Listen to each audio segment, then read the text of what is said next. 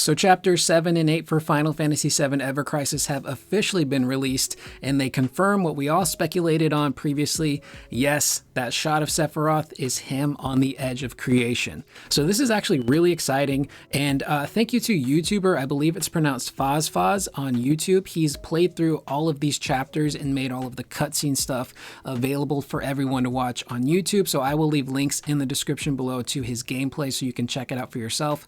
Also, I gotta say, he captured his footage on PC and the game looks really good on PC. I was just familiar with the mobile version because that was the version that I had used to play, and I haven't played it in a very long time. I actually stopped playing Ever Crisis because I reached a point in the story of the first soldier where I hit a massive level blockade, a level wall. I couldn't get any further. Even the computer couldn't win these battles for me. It got really difficult. So I'm like, either I'm gonna have to pony up some dough to get past this stuff, or I'm gonna have to grind and grind and grind. And I didn't want to do that, so I stopped playing and I uninstalled the game because it did take up a ton of space on my phone. So I haven't been playing the game, but I had to sit down and watch these cutscenes after that previous trailer came out to see what the heck was going on. And yes, the edge of creation is involved, and it's pretty exciting what happens in these chapters. So just to give a quick recap, it involves Sephiroth, Glenn, Matt, and Lucia. They're on the island with the young boy Rosen, and everything is going to hell. The planet is pissed off. There's these monotorrents that are appearing, which just has life stream gushing up from the earth. The island is literally breaking apart too, and it's creating these massive holes. These monsters are going nuts, and everyone's trying to fight their way to get to Rosen so they can get him off the island. So eventually they catch up with Rosen and his dog Refu, and they're like, hey, we got to get out of here. We need to get you to safety. And Rosen doesn't want to leave because it's his job to manage the smokestack on that island and send signals to everyone outside of the island to warn them, to let them know what's going on. But unfortunately, Glenn reveals to Rosen, there's no point in you doing that because we kind of murdered everyone in your village, so you might as well just come with us. And Rosen obviously is incredibly upset and he doesn't want to leave, so he takes off with the dog.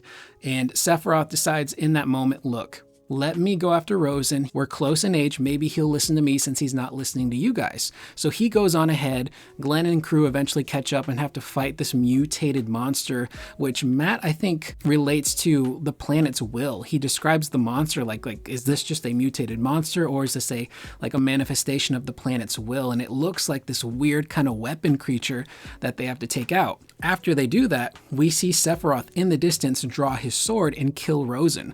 And obviously, we're all shocked. We don't know why, and they don't even say why Sephiroth kills him. So Glenn freaks out, knocks Sephiroth down, and there's this moment that they focus on where a necklace that belonged to Sephiroth just kind of pops up because of the storm. Glenn kicks that bitch into the live stream because he's super pissed off, and they all end up going back to the chopper. And what's really great too about Glenn, Matt, and Lucia is that they have their come to Jesus moment, where they have a change of heart and they realize we've been working for Shinra because we thought we were doing the right thing and that we were going to help people, but we're seeing now firsthand the damage that they've done. And that's when they decide to leave Shinra and become, deserters essentially, which is a really great piece of character development. And I do think we're going to see Matt and Lucia pop up in Remake Part 3 because they do get name dropped in Rebirth. Again, just to reference the Proto-Relic missions in Cosmo Canyon, there's the stuff with Wedge, where we learn the fate of him, and the cell from Avalanche that goes to the Shinra Tower. They mention Matt and Lucia, so clearly they're still around, they're still alive and kicking and fighting back against Shinra, which is pretty awesome. But eventually Sephiroth picks up, Rosen's dog Refu, and they all take off, and then the next chapter starts, and I believe they're in Wutai. Fort Tamlin, I believe, is the area that they're near, and Sephiroth runs into this hooded figure. They're about to go at it, and then Refu, an older version of the dog, shows up, and that's what stops the fighting. And Sephiroth in that moment realizes, wait, that's Rosen's dog and you're Glenn. So they kind of have this, quick conversation where Glenn tells Sephiroth, look, some things are about to go down here. You want to get your people, move them to the south so everyone's okay and nobody gets hurt. And Sephiroth's like, why don't you just tell them yourself? He's like, I can't. I'm a deserter, remember? So they get that conversation out of the way, and as Glenn leaves, he looks to Sephiroth and apologizes and says, look, I'm sorry about your necklace, and he takes off. So Sephiroth goes to warn everyone, and he comes across some Wu-Tai soldiers, and he doesn't want to fight them. He tells them, please stand down. I don't want to fight. Obviously, they're not going to listen.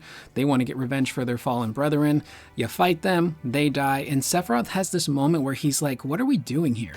It's this this vicious cycle of hate breeding hate. When will it ever stop? And it kind of cuts back to some of the memories that he has with Glenn and the group where, you know, they're talking about compassion. All it takes is just a little bit of compassion to maybe break this cycle.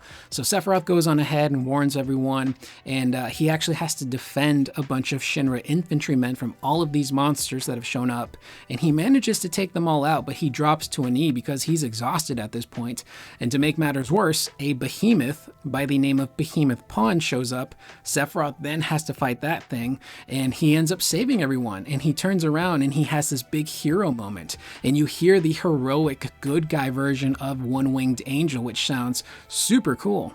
And everyone's taking his photo and they're congratulating him and they're cheering, and you see off in the corner Glenn is there with the dog Refu, and they're all kind of happy too, like, hey, Sephiroth, you know, he's still a good guy, and they're happy that he was able to save everyone. And what's interesting here is that they also replay the moment between Sephiroth and Rosen. We actually hear the dialogue between the two of them and what prompted Sephiroth to draw his sword and kill Rosen. So as we're watching this cutscene, Sephiroth is pleading with Rosen, like, hey, this island is going to be destroyed. There's nobody left to warn. You need to come with us. And Rosen has this really heartbreaking moment where he's like, look, if all of my people are dead, then I want to be with them. I don't want to be alive anymore and be the last of my kind. So please, you know, take me out, essentially. And naturally, Sephiroth, being a good guy, does not want to do it, but Rosen kind of gives him this ultimatum of like, look, whose lives are more important right now, me or your friends? And I believe he's, you know, referring to Glenn, Matt, and Lucia. And in that moment, Sephiroth realizes, you know, like, I love those guys. I've been working with this crew for a little while now. You know, I have my heart with them. And in that moment, he draws his sword and then he kills Rosen. So it's not like he kills Rosen in cold blood. He does it basically out of compassion, out of mercy, because that's what Rosen wanted. And it's really interesting because when they, you know, go back to the hero version of Sephiroth after he's walking through the crowd of soldiers he just saved, he has these moments where he is experiencing these visions, these headaches, much like Cloud has been getting in Remake and Rebirth, where you hear that piercing sound and he starts to hold his head like he's getting this headache. It's very similar to what Cloud experiences, which I think is really interesting that they're doing that. And it fades to black, cuts to Sephiroth in the night sky, and the camera pulls back, and again, he's on the edge of creation, which is incredible. So he's standing there on the edge of creation, reliving these moments and these memories of when he used to be a good guy, the stuff that happened between Rose and the stuff between him and Glenn. And again, this is bittersweet because I love that they're delving more into Sephiroth's backstory and involving the edge of creation, which is going to connect it to the Remake trilogy. But I'm also kind of bitter on it because this is important stuff. You know, we're learning so much more about Sephiroth, and this could potentially have repercussions on Remake Part 3. And instead of it being in Rebirth, it's been relegated to a mobile game. Not everyone is going to play Ever Crisis. Not everyone probably knows about Ever Crisis. So this is stuff that they might miss out on. And I'm hoping that in Remake Part 3, if they delve more into Sephiroth as a character and more of his story, that they include this stuff. Because I think it's really vital to who Sephiroth is.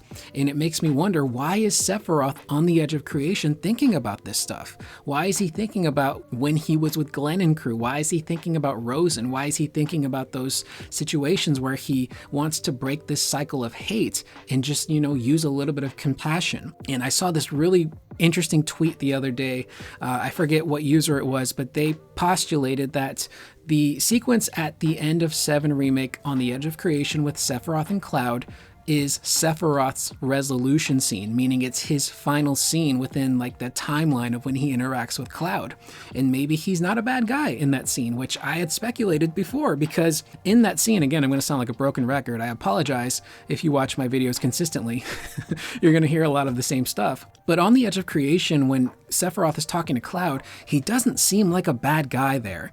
He genuinely wants to help Cloud, and he wants Cloud's help. It doesn't even feel like he's being manipulative. It just seems like he's being kind of genuine in that moment. So this is all just incredibly fascinating, and it's going to be really interesting to see what else they do in Ever Crisis, because they tease the next episode, which shows off Sephiroth and a young Angeal. He's got short hair, which is weird, but we know it's Angeal because he has the Buster Sword.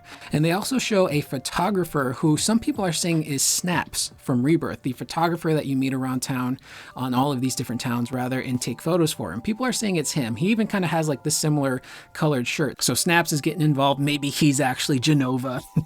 Snaps, it's going to turn out Snaps is the villain all along. He's been manipulating Sephiroth. He's the one that wants to destroy the planet. Obviously, I'm being facetious there, but this is just some really fascinating stuff that I had to talk about because I, was speculating, is that the edge of creation? And it turns out that is. They're going there.